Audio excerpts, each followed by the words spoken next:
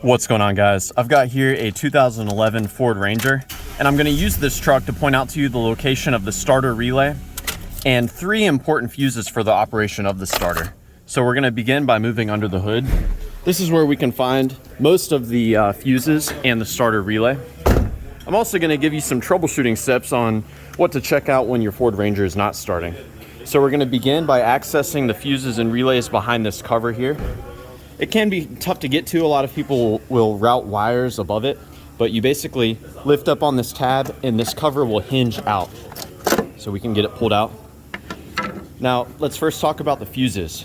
Here we will find 2 important fuses. They are both J-case fuses. The first one is this 30 amp fuse right here. Power from this fuse is sent to the starter relay, and when the starter relay engages, it uses this power to send it to the starter to turn it on. The next fuse is right next to it. It's this 40 amp J-case fuse. Power from this fuse is necessary for the ignition switch to work. So definitely both of these are mission critical. Now, as far as the starter relay, we can find it all the way here in the back.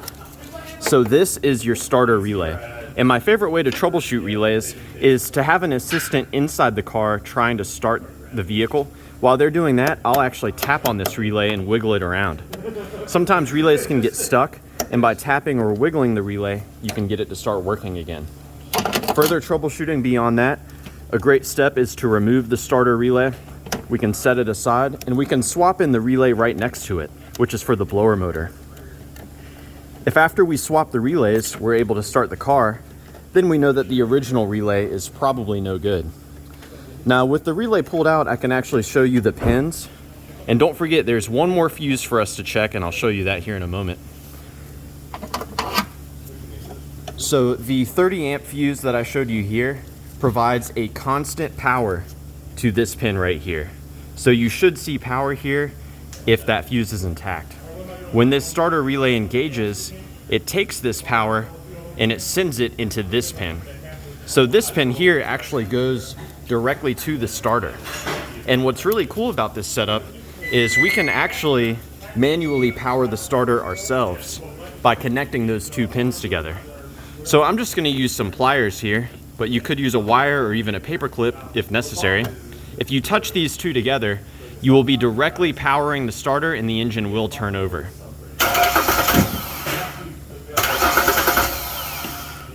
Now, if I were to do this with the key turned in the on position, the truck should start. Now, what actually engages this is input from the ignition switch. And as I mentioned earlier, the ignition switch receives power from this fuse here. Well, how do we know if the ignition switch is actually working? There's a fuse inside the car that we've got to check out. And the role of this fuse is to carry power from the ignition switch when it's turned to the start position. So we're going to pop this open here. Over here on the passenger floorboard, we remove this cover just by pulling it out.